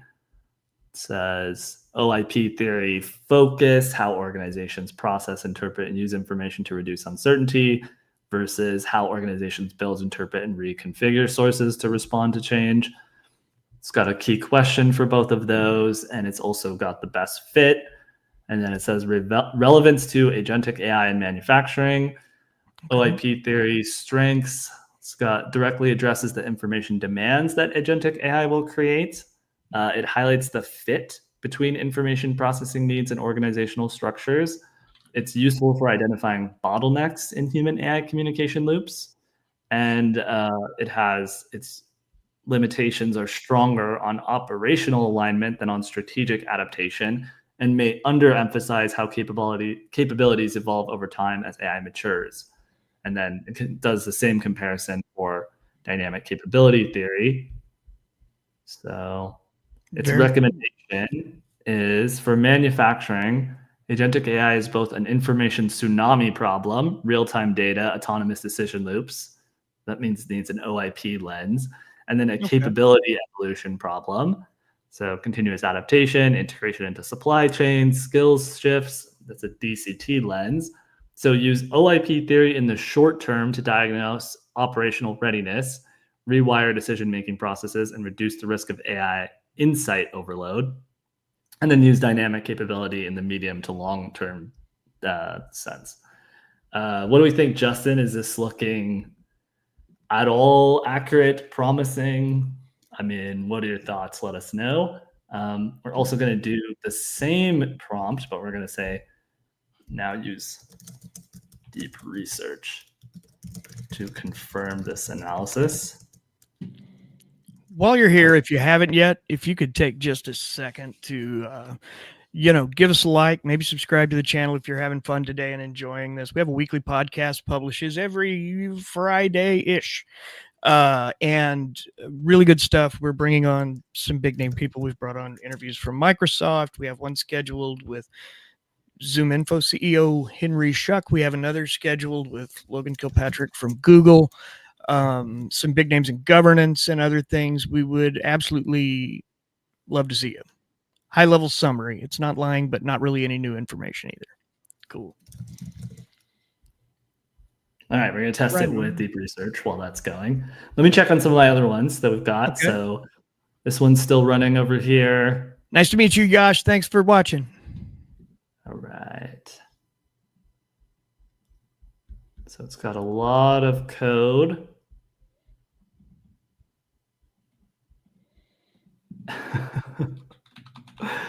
Looks like it went into absolute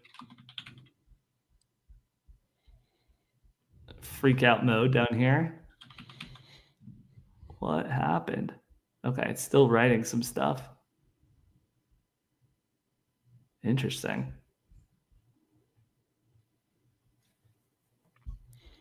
That one is still going. Aggressive. That's still going. Still going. I was going to ask you, what are you doing? Hey, in the meantime, if anybody's got any more prompts they want us to try to run through this today before we wrap up in a little while, shoot them up in the chat. We'd love to hear them. And if you haven't, also take a minute to check out here. I'll show you real quick. In case you don't subscribe to the Neuron currently, hey Grant, I'm going to swap our screens real quick. Go for it. Bam. If you haven't yet, please go to the neuron.ai, check out the our newsletter. It's really easy to sign up. It'll have a pop-up as soon as you pull in. You can hit subscribe right here. Won't ask you a lot of questions. Check out our fluffy cats and their various hijinks. But we hope you'll join and come check it out. We've got a lot of things we're doing to the site right now, trying to revamp it. But, currently around more than 550,000 people read it every morning, and we'd love for you to be one of them if it's something you find interesting. All right, and I will quit being a commercial and pass it back over to Grant. So somebody in the comments, Farhan, forgive me if I'm not pronouncing that correctly. He said, I think you broke GPT-5, or they said, I think you broke GPT-5. That's correct. I think we did. So here's what happened. So it basically, I said, what are you doing? And then it gave me a status update, what I just shipped, and then it explains what it just shipped here. Looks like it's working on all of this really complicated stuff, like something you probably wouldn't ask it to do and expect it to be successful. And then it shows how you would run this locally. And then it gives you the repo structure at a very high level. And then, it gives some more examples here. And then I'm like, what I'm going to say is I'm going to say, okay, this is great, but this is way too complicated for me. Create the simplest version of this code and let's spin it up in code view.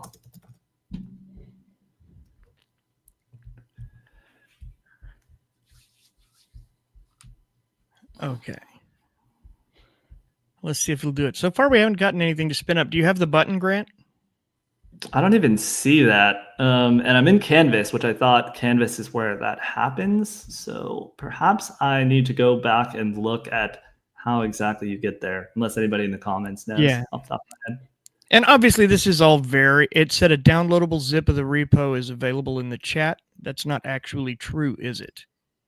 That's a good question. There is code that you can download, but it's not hooked up to an actual repo. It's just writing code. So no. Okay, here we go. Okay, now it's a party. This is code view. Now we're talking. Now we're cooking with gas. So if you want to code something, number one tip is actually physically say code view. And I have Canvas turned on, which is where it writes the code in the actual Canvas window. So now we can actually test this out and compare it to what they released in the demo. So that's exciting.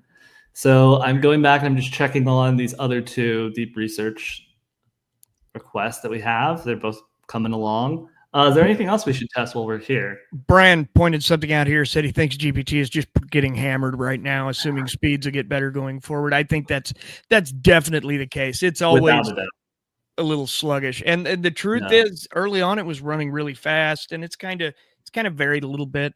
And, we're also brand new to the model. So over the next few days, we'll be doing a lot of stuff through this and kind of getting a hang for what works well and maybe finding some weaknesses, etc. That none of this has been optimized prompt wise. So we're just literally testing it out and seeing what I can do. Let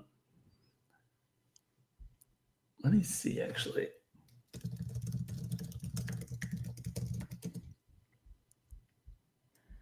We're 300 lines deep now.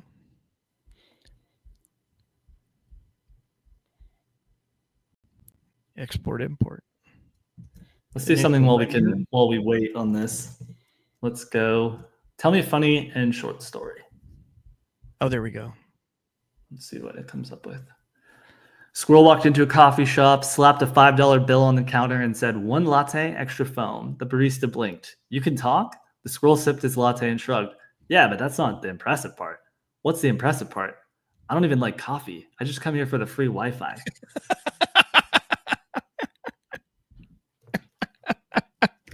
That doesn't make sense, bro. Andy, that's such a great thing. Do you do this often? If not, can you? This is something that Grant and I have been talking about doing more and more of. Essentially, we've had the newsletter for quite a while. Just ramped up the podcast about, I think is it our 8th or 9th episode that's dropping tomorrow, Grant? Wait, I actually do really like this one. A penguin walks into a bar and says, "Have you seen my brother?" The bartender says, "I'm not sure. What does he look like?" The penguin blinks. "A penguin?" Oh, that's great. But funny. Yeah, Andy, this has gone really well. We've had a ton of traffic today, and it's been a lot of fun. And I think it's very useful, like you mentioned, to see people just messing around with the model and finding their way through it. It's something we're going to find a way to do more often. Definitely around new tool launches. Oh, Jim Lacey says, "Have it write the best haiku ever written." Ooh, okay. But yeah, this is absolutely something we'll do. Ella, I guess Penguin Society has evolved. Ancient ponds still face. A frog leaps into silence. Ripples remember. I never know how to interpret a haiku. I'm not equipped to debate whether it is a good haiku. Why do I keep saying haiku? Because you have high IQ, that's why. I'm not equipped to debate whether or not this is a good haiku, let alone the best. Tell me why it's great. What went into your thinking into picking this haiku? Oh, there we go. Clearly, you are the master haiku writer. Ooh. So, therefore, you should have good insights to share. Let's see what he says. We just got a great comment here that I think is a good idea from Andy Tabakhorst. Maybe an office hours model. Just go live and let people throw ideas at you. People like me would enjoy just watching you work through it. Love that idea. That's definitely a thing we could do. I'm gonna say, I actually really like the haiku at the end of the series Shogun. Do you know it? I'll bet it does.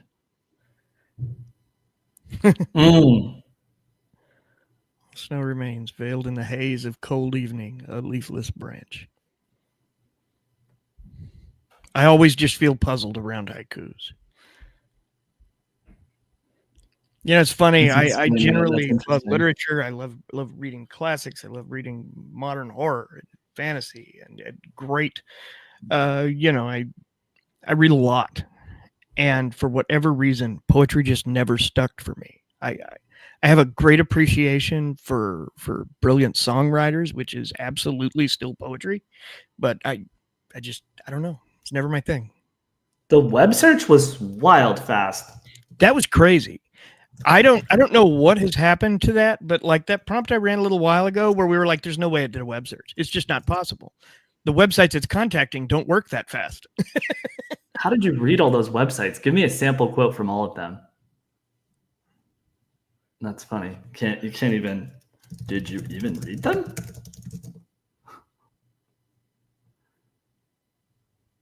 Ah. Interesting.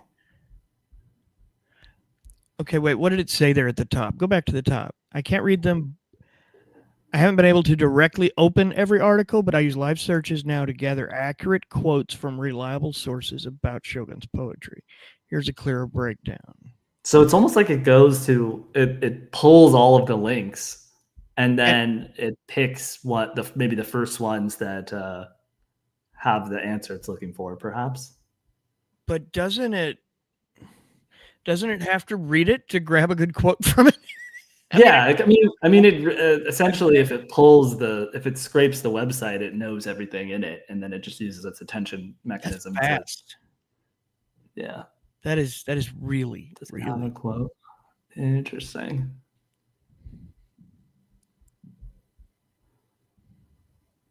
Yeah, the web search is really interesting because it has a lot of implications for what publishers are worried about right now. Let's check some of these other ones. Okay, did we get to a done point with this? Let's see. Let's run the code. Ooh. All right, so this is our mini headless CMS. How to read a haiku. That's okay, I guess. That's funny. Way to go, Ella. So, got a CMS, headless CMS, create content type, name the type and add simple fields, API name, the label, no fields yet, text, number, Boolean, date, CRM, it's got pipeline opportunities, add opportunities. Ooh. Add a name. Quick workaround here for people. Strato Builds just shared, there's a desktop workaround he's managed to get to work. If you have mobile access, as I started a GPT-5 chat on my phone and picked up the convo on my desktop. It seems I'm able to use GPT-5 in that conversation window on the desktop now. There you go. I like that. We were trying to do a little while ago when I sent one over to Grant and was like, hey, open this shared chat. Let's see if we can make that work. And we didn't have any luck with it, but that's awesome. I like that. I like that. So that was okay. I mean, it's like, it's not, I'm going to say like, okay, what did it say? This seems functional, but how do I know for sure? Let's see. What you can do, you can pick a tenant, everything's saved in your browser, CMS to find a content type, CRM, add opportunities and drag them across 3 stages, prospecting, negotiation, close 1, automations, toggle a toy rule to pop a toast when the op hits a close 1. If you want, I can now add a super tiny Express API version, still minimal, or layer in a feature basic. What's your next must-have for the simple version? Also, my next tab is make this more visually appealing on the front end because it's real boring looking. Ella, I'm taking your suggestion. I'm going to grab Grant's haiku here in a second. And I'm going to take it over to my ChatGPT and ask it if this is a great haiku or is this a good or a bad haiku. Can you paste that over to me, Grant? Yeah. I'll paste it in the chat. Okay.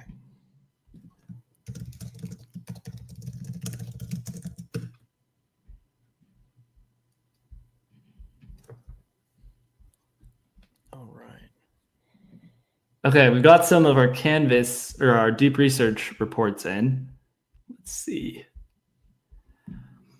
So chemical root communications in large single organism forests. Okay. The wood wide web. That's right. That's what I know about this topic. And that's about the extent of it, other than I know trees talk to each other. Okay. Mechanisms of underground chemical signaling. Plants have developed multiple mechanisms for chemical signaling via roots and soil networks. And so what sources is it getting this from? Okay, this looks like this is both from frontiers.org, effectively bridging. Mycorrhizal fungal networks act as subterranean information highways. This is from Scientific American. Do trees really support each other through a network of fungi? Okay. Great magazine. Yeah, shout out. Examples of the organism forests and their communication. So this is earthobservatory.nasa.gov, saving a forest of one. So this is talking about Pando, which it referenced in the prompt that it asked me about. Getting back to our roots, using interconnected plant roots as short-term data transmitters. This is from Charged magazine. Do a SQL test. Okay, we could do a SQL test. What's your request?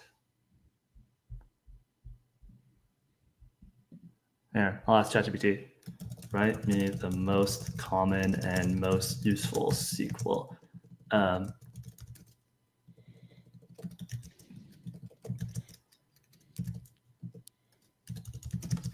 going to say, help me write a prompt to accomplish this task.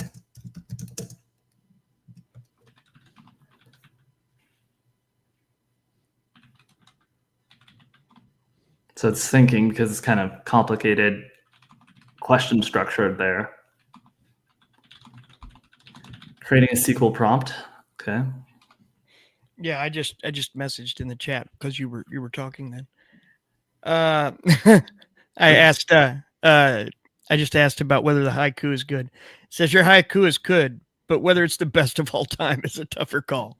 It blends classic imagery with a fresh ending, but it does deviate from some traditional haiku elements. Strengths, evocative imagery. Ancient pond's still face creates a serene visual scene. Action and contrast. Fresh closing image. Ripples remember is poetic, adding a reflective, almost human-like memory to nature. My take. It's not the best haiku of all time, but it's a very strong modern haiku. See, I did it again. Especially for English language haiku, which often prize imagery and resonance over strict structure. If you wanted it closer to traditional style, you could strip the personification and keep the image purely observed. If you'd like, I can suggest a tightened, more traditional sounding version. I'll do that and then give that back to you to evaluate later.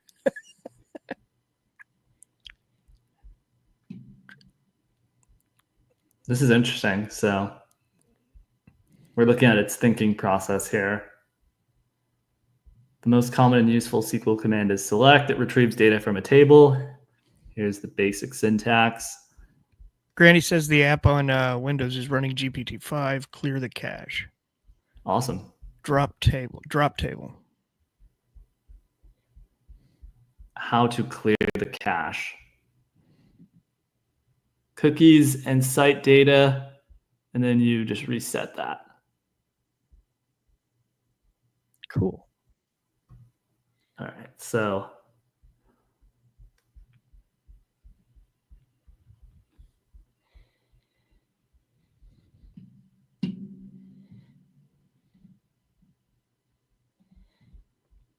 it's given us a couple examples here in its final result. So it says example 1, show the 3 most delivered orders with customer names.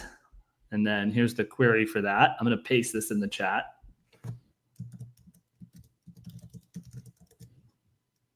Looks like it's a little bit over the limit.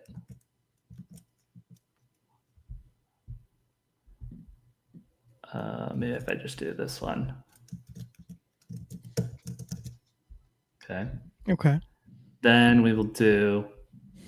Thanks, Dine Design. Appreciate you joining. Example 2, show customers with greater than or equal to 2 delivered orders and then their revenue. Let's see if we can post this in here.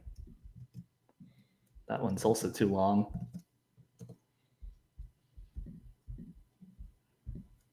I'll do this in 2 parts. Example 2, and then that's the code for that. All right, so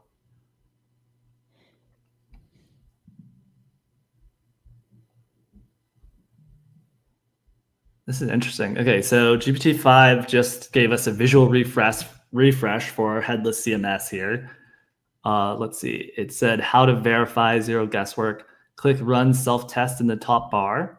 So we're going to click self-test, and it says all tests passed. But how do we know that the test passed? Like, it could have just wrote code that says when click button, print test passed. You don't actually know if it worked. Reset demo data. So then let's see. It does like purple. Sam Altman said that the code it really likes, or I don't know if Sam said it. Someone said the code really likes purple. It might have been Greg Brockman. I'm going to ask. I'm going to ask 5 thinking. My silly question I love to ask every model. What is the meaning of life? I'm going to share. You go ahead and share. I keep waiting for my, Hitchhiker's Guide to the Galaxy Inception moment. Mm-hmm.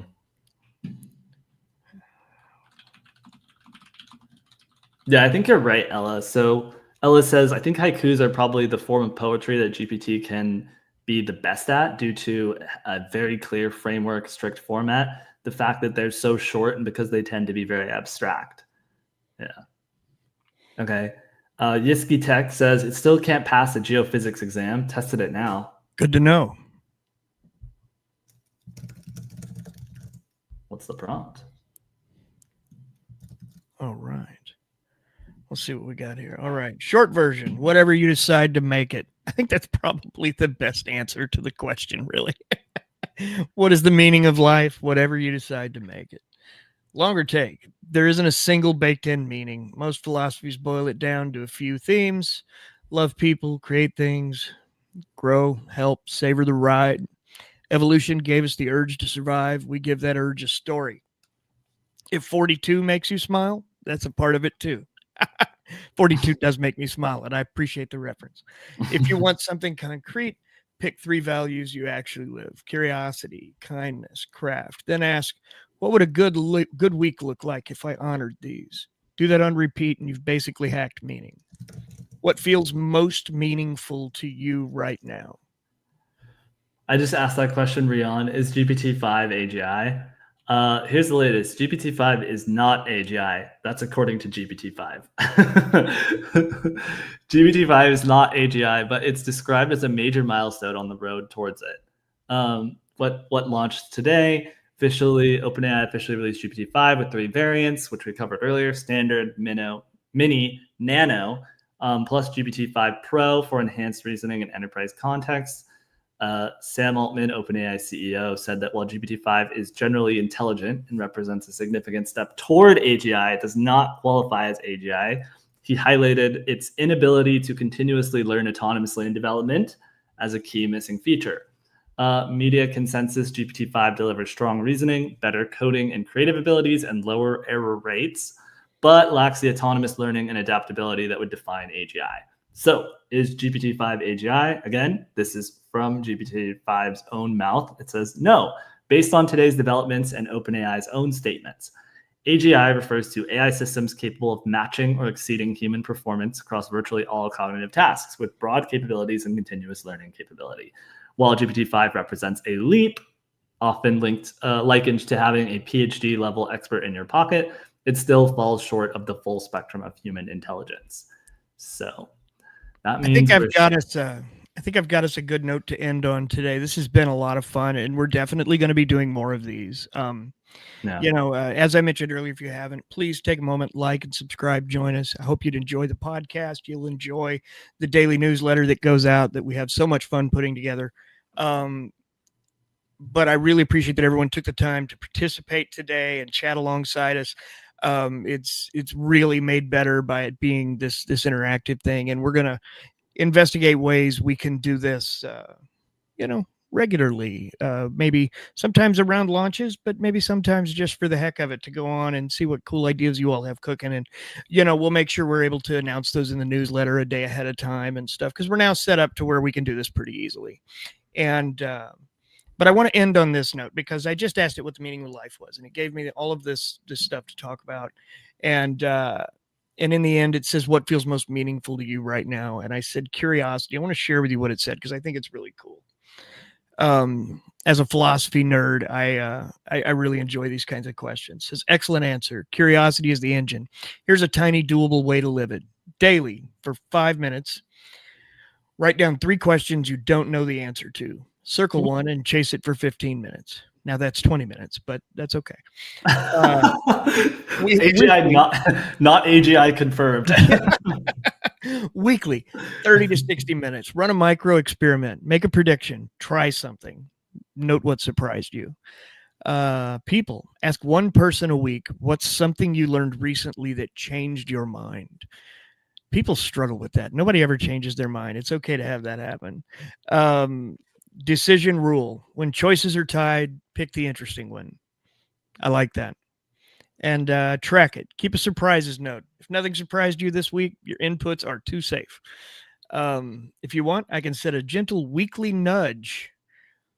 Like, what did you learn this week? What day or time works? Also, any domains you're itching to explore. Let's say, love it. Remind me at 2 p.m. Central Standard Time on Thursdays. Right toward the end of my work week. So cool. I haven't played with scheduling yet in here, so I'm excited to. I haven't really done much with reminders, but I'm looking forward to being able to attach those to ChatGPT Agent. Either way, Grant, thanks, man. This was a lot of fun. I hope hope everyone who's watched has enjoyed, and we look forward to seeing you next time. Farewell, Thanks, humans. Bye.